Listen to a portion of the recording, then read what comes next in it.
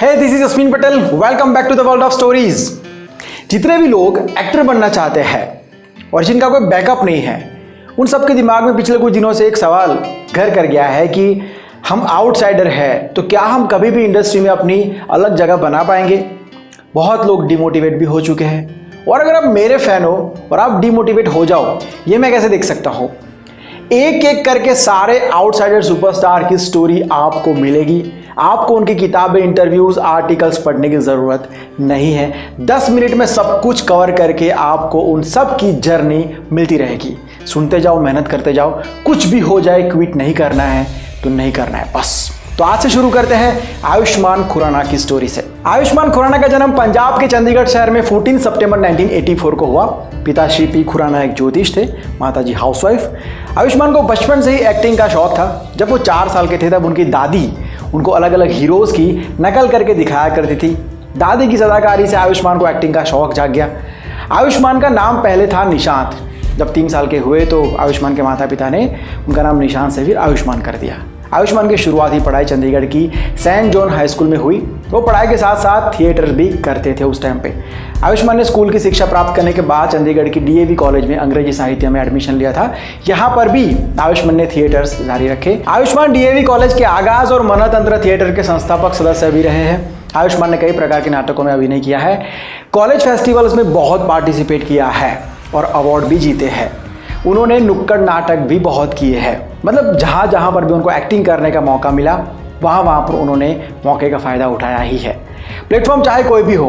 वैसे सभी के माँ बाप की तरह कॉलेज के एडमिशन से पहले आयुष्मान के पिताजी ने भी उनको क्लियर बोल दिया था कि बेटा तेरे को पढ़ाई तो अच्छे से करनी पड़ेगी, आगे तू भले जो भी करे और अच्छी पढ़ाई करेगा तभी तू अच्छा एक्टर बन पाएगा। आयुष्मान ने भी घर वालों को निराश नहीं किया। उन्होंने कॉलेज की डिग्री अच्छे रिजल्ट्स के साथ प्राप्त की। उन्होंने पंजाब यूनिवर्सिटी के स्कूल ऑफ कम्युनिकेशन स्टडी से मास कम्युनिकेशन में मास्टर डिग्री भी प्राप्त की। मास्टर डिग्री करने का फैसला आयुष्मान का खुद का नहीं था, घर वालों का भी नहीं था, बल्कि शाहरुख खान का था। एक्चुअली आयुष्मान खुराना शाहरुख खान के बहुत ही बड़े फ़ैन हैं और शाहरुख खान ने मास कम्युनिकेशन में मास्टर किया हुआ है, तो इस वजह से आयुष्मान भाई साहब ने भी कर लिया। इवन उनका मुंबई आने का फैसला भी खुद का नहीं था, बल्कि ये फैसला उनके पिताजी का था। जैसे मैंने आपको शुरुआत में बताया था कि उनके जो पिता है वो एक बड़े ज्योतिष है। तो एक दिन उन्होंने आयुष्मान को कहा कि अगर तुम्हें कुछ करना है इस फील्ड में तो अभी मुंबई जाना होगा, बाद में जाओगे तो कुछ नहीं होगा। आयुष्मान ने भी इस बात को नहीं नकारा क्योंकि वो मुंबई जाने के लिए पूरी तरीके से तैयार थे। लेकिन हाँ, इस बात को आप उल्टा मत ले लेना कि उनके पिताजी ज्योतिष थे एंड ऑल। बात यह है कि आयुष्मान खुराना मुंबई के तूफान में, टफ कंपटीशन में टिक सके उतना ट्रेन हो चुके थे और ये सब उन्होंने खुद किया था, अलग अलग जगह पर एक्टिंग करके, काम करके। तो आपको भी ये याद रखना पड़ेगा कि जब भी आप मुंबई आओ तो पूरी तैयारी के साथ आना। आपकी कंपटीशन पूरे देश की टैलेंट से है और ऊपर से बाकी जो इश्यूज़ है, नेपोटिज्म कहो या जो भी कहो, वो सब तो है ही। इन सब में आपको अलग उभर कर आना पड़ेगा। ना डरने की बात बिल्कुल भी नहीं है। अगर आप प्रिपरेशन के साथ आओगे तो कोई प्रॉब्लम नहीं है। जैसे एग्जाम में प्रिपरेशन के साथ जाते हैं तो कोई तकलीफ नहीं होती है। बिल्कुल ऐसे प्रोसेस क्या है उसके ऊपर अलग से वीडियो बना चुके हैं। उस वीडियो का लिंक आपको डिस्क्रिप्शन में दे दूंगा, तो वो देख लेना। अभी हम आयुष्मान की स्टोरी को आगे बढ़ाते हैं। तो आयुष्मान आ गए मुंबई में अपने एक फ्रेंड के साथ मेडिकल कॉलेज में रहने लगे। मेडिकल कॉलेज के जो स्टूडेंट्स थे वो भी हैरान थे कि इस लड़के को बनना एक्टर है तो ये मेडिकल कॉलेज में कर क्या रहा है।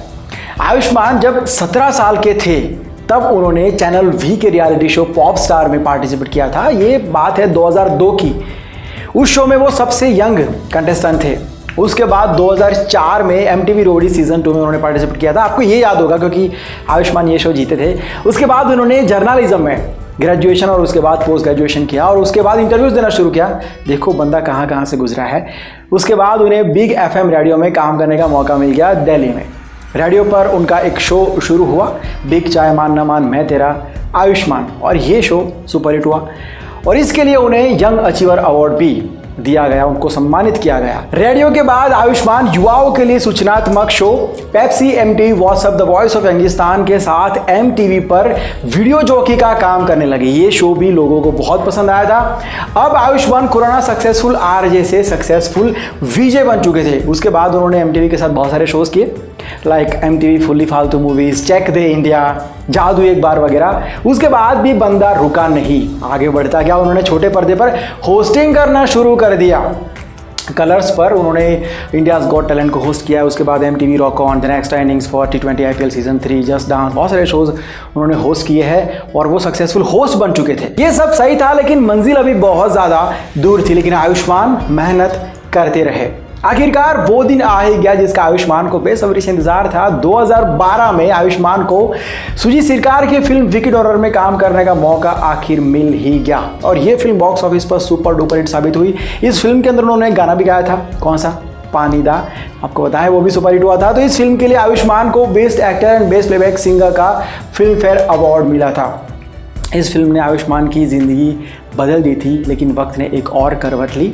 आयुष्मान खुराना की अगली 3 फिल्में नौटंकी साला, बेवकूफ़िया एंड हवाईज़ादा बुरी तरीके से फ्लॉप गई।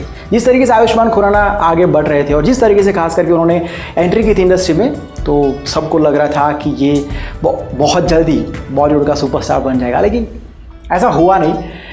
लेकिन बंदा टूटा नहीं। जो ज़मीन से उठ कर आया होता है ना, उसको ज़मीन पर गिरने का डर नहीं होता है।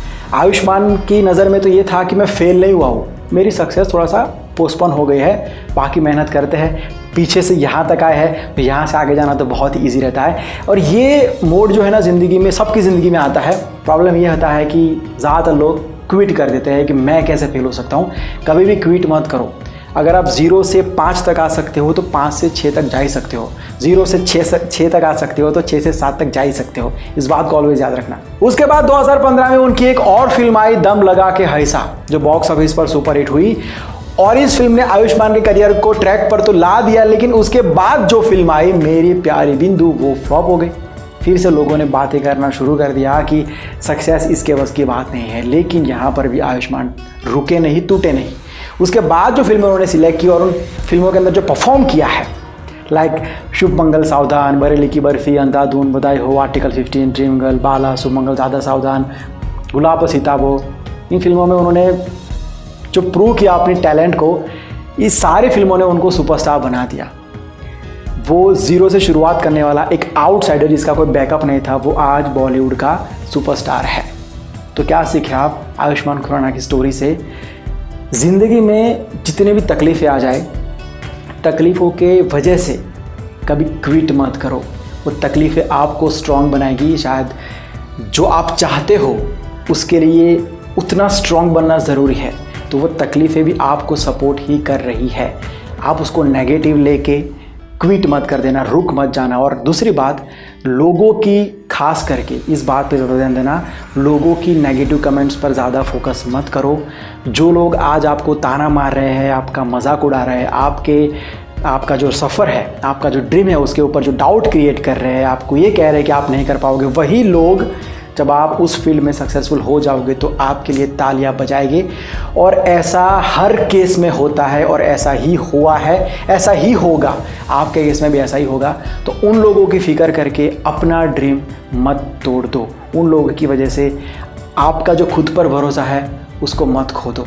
काम करते रहो, मेहनत करते रहो। और अगर कुछ पूछना है, कुछ कहना है, कुछ बात करनी है तो ये इंस्टाग्राम आईडी है, लिंक आपको डिस्क्रिप्शन में दिया हुआ है, मैसेज ड्रॉप कर दीजिए। मेरे फेसबुक पेज का लिंक भी आपको डिस्क्रिप्शन में दिया हुआ है, वहाँ पर भी मैसेज ड्रॉप कर सकते हैं। और एक बात, अब हमारी फैमिली हो चुकी है 10,000 सब्सक्राइबर्स की। Thank you so much for your love and support. अब हमारा नेक्स्ट टारगेट है 1 लाख, 100K। वैसे आपको क्या लगता है कि हम 100K तक कब तक पहुँच जाएंगे? कमेंट करके बताना, मुझे भी अच्छा लगेगा आपके कमेंट्स पढ़ने में, है ना। कॉलिंग कोड आपको मिल गया होगा, जल्दी से मैसेज कीजिए और मैं 2 लोगों को कॉल करूंगा आज, जो सबसे पहले जो डिस्क्रिप्शन में नंबर दिया हुआ है उस नंबर पर व्हाट्सएप पर उस कॉलिंग कोड को सेंड करेंगे। मिलता हूँ बहुत जल्द एक नई स्टोरी के साथ। कौन सी स्टोरी सुनना चाहेंगे वो भी बता सकते हो कमेंट में। वैसे हमारा लिस्ट तो बहुत ही बड़ा है जो आप लोगों ने अभी तक भेजा है, लेकिन फिर भी अगर कोई पर्टिकुलर स्टोरी आप बीच में सुनना चाहते हैं तो बता देना, उसके ऊपर हम कोशिश करेंगे आपको वीडियो देने की। मिलता हूँ बहुत जल्द एक नई वीडियो के साथ, एक नए सब्जेक्ट के साथ। Bye, take care and see you soon, keep smiling.